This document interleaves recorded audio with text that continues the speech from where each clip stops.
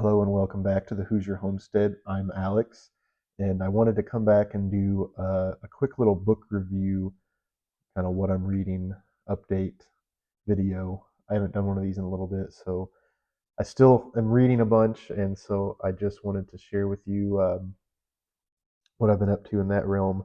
So I just finished The Dutch House by Ann Patchett, and I don't have a copy of that one. I read that on my Kindle, but I went into that book not really knowing anything about the book at all. Um, I've seen the cover before. It's a painting of a woman with brown hair and it's got like a red background. So the cover looked interesting to me, but also the audiobook, which I primarily listened to just the audiobook to and from work. It was by Tom Hanks, and I really like Tom Hanks as an actor, and he's got a really great voice, great audiobook narrator. It's the first audiobook I've listened to of his, but he does a great job. But basically, it follows this family who lives in the Dutch house, is what it's called. So it's a house that was owned by a Dutch family, and they bought the house. I think the story takes place in Pennsylvania, and it starts out post World War II, and this family moves into the Dutch house. It is a mother and father, and then two children, Maeve and Danny. And so Danny is kind of the narrator, and Danny and Maeve are like the two central figures of the story. And the dad ends up getting divorced, and he marries a woman, and the stepmother doesn't get along with the children, and it's this whole thing. And it really follows those two children over like 5 decades in their life. But it also kind of revolves around this central theme of the Dutch house and how they're all connected um, by this house essentially. So it's kind of a cool story. It's not one that I probably would have picked up if I read the description first. Um, I really just like the cover and that Tom Hanks read it. So I guess you can judge a book by its cover sometimes. So that's I'm glad I read that one. Another one she wrote is Tom Lake, and I think that's definitely on my to be read list. And Meryl Streep reads the audiobook narration of that, so I'm looking forward to that one. She seems to get these high A-list actors, which is kind of cool to read her books. But definitely a 5 out of 5 for the Dutch House. The next one I just finished not too long ago was a Short Stay in Hell by Stephen Peck, and that was a pretty short story. Again, I read on my Kindle, so I don't have the cover. It was only about 100 pages. It only takes you 2 or 3 hours to read, but it follows this guy who is a Mormon in his human life, and he passes away at like the age of 40, and he gets sent to this.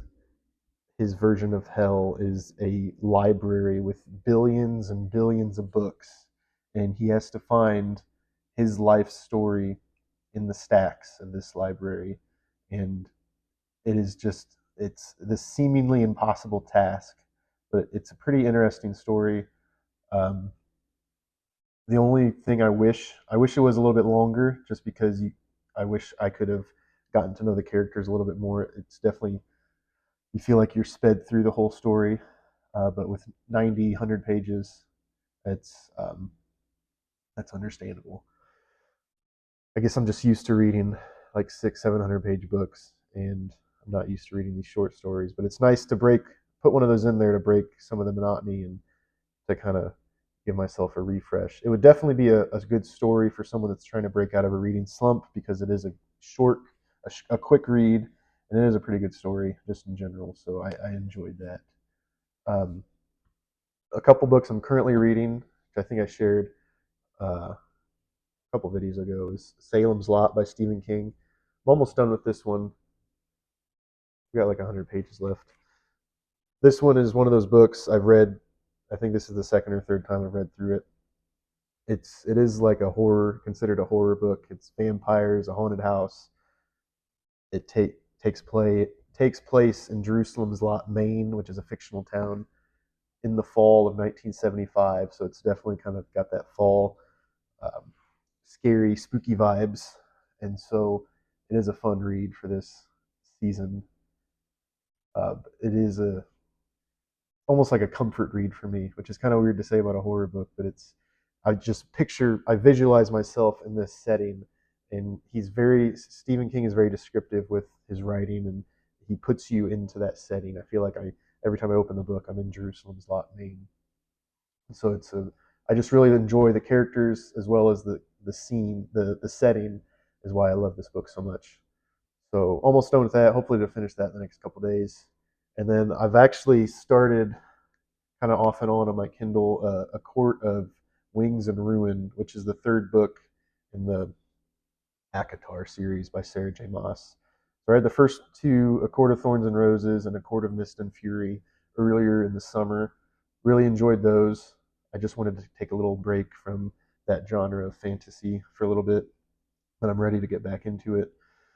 Um, Starting out pretty good. Had to read a little summary of the last book to get myself back into that mindset because I did forget a few things, but I feel like I'm going to pick right back up and it'll all be good. The next one, I've got a couple nonfiction ones I'm throwing in here. Um, I try to get some nonfiction every once in a while because you know I feel like that's necessary. But this one we got from our local church actually, and this has been on my list for a while. Habits of the Household. So it outlines. This is definitely meant for parents. It's geared towards parents and how to like develop these habits for your household with your family and your children and parents, grandparents. But it'd be a good book to read for anyone, I think, in whatever season of life you're in. But he just outlines habits that he has done or has practiced in his house and what has worked, what hasn't worked. And it does come from a Christian perspective, like a biblical perspective. So I'll give you that. But it is, I would recommend this. I'm only a few chapters in, but it's one of those books I'm going to kind of read over time, I think, because each chapter is broken up into different phases of the day, I guess. So the first one is waking, then meal times, and then uh, work, work-life balance, stuff like that. So looking forward to working on my way through that. Another one, I've got the book here, but I'm mainly listening to the audiobook because it is read by the author and he has a really calming voice. And very much enjoying this, and that is Barack Obama's latest, A Promised Land. I'm not going to get into any politics or anything because I don't want to. This is just a very divisive time in our country, but it's an interesting story, whatever side of the aisle you're on. Um, he's a great storyteller. He kind of tells his side of things and gives you an inside look at the election and how he came to become the president of the United States and how he kind of dealt with that with his family and any other personal issues. And I'm right at the point where he's caucusing in Iowa. I think that's the term. They're doing their primaries in Iowa, so he's campaigning there for his 2008 election. Working my way through there. Those are the books I'm currently reading. A few book pickups I got this week that I think I'm going to put on my next to be read pile. They're all fiction. One's historical fiction. We'll start with that. This is Gutenberg's Apprentice by Alex Christie. Again, I don't really know a whole lot about this except for I knew Johann Gutenberg is the German guy who I think he invented the first major printing press. I know that his printing press is what the Bible was first mass produced on, and so it's kind of an interesting. I think his story is interesting, and this is a historical fiction, so I assume it's going to follow this guy that is Gutenberg's apprentice, and maybe get an inside look at the author's take on Gutenberg's life, and I don't know, it just looked interesting. That color or that cover, kind of cool. So excited to read that. Also like to break up um, every once in a while, get one of those books in that you just don't really have to think about, and hopefully that's not any offense to anyone that likes these books. But I don't normally read these types of things, but this is Funny Story by Emily Henry. I saw this at a local little free library, and I've heard a lot of good things, I guess. Um, but I feel like this is one of those books that's like a Hallmark movie that you can kind of just decompress from the daily stresses of life. And I don't know, I might not like it, but I figured I'd give it a try. She's got a lot of books like this, it seems like. I think she has Beach Read. Um, I think she wrote Anxious People. Maybe that's someone else. I don't know. Those are, I'll probably try those as well. If I like this one, we'll see. Thought I'd start out with this one. I think it's her latest one. Just came out a year or two ago. Another one, this is actually a recommendation from another YouTube book review guy I follow. Books Are Sick. I think his name is Nick. He's a Canadian book reviewer, but it's High Fidelity by Nick Hornby. I think this was a movie in the 80s or 90s, but I think it's just about this guy he runs a record store and kind of just his relationship issues and friendships in the story. And it's a um, British story, so I assume it takes place overseas in the UK.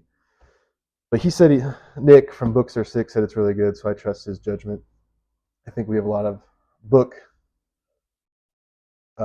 favorites in common, so see how that goes. Another one he recommended. I think he's reading this for he has a book. He has like a book club he does, and I think they're reading this one this month. And that is The Last House on Needless Street by Katrina Ward. Again, I don't really know a whole lot about this, but the cover looks cool. It's got this cat on here, kind of like haunted house. But the back says, in a boarded up house on a dead end street at the edge of the wild Washington woods lives a family of three. A young girl isn't allowed outside, not after last time. A man who drinks alone in front of his TV, trying to ignore the gaps in his memory. And a house cat who loves napping and reading the Bible. An unspeakable secret binds them together, but when a new neighbor moves in next door, what is buried out among the birch trees may come back to haunt them all. So another kind of spooky book. Might actually move this one up to get read during spooky season. Hopefully you guys don't think that's annoying, the term spooky season. Anyways, those are my books pickups for this week. Excited to work through those. It's kind of a hodgepodge of different stuff, but there we go. Get a good picture for that thumbnail. Um, we'll see how it goes. Yeah, I'm glad you guys are sticking with us and watching these, and feel free to drop any comments below if you have any suggestions or criticisms, because we're still fairly new doing this. And also like and subscribe if you're liking it and want to see some more. But I think that's all I have. So have a good day.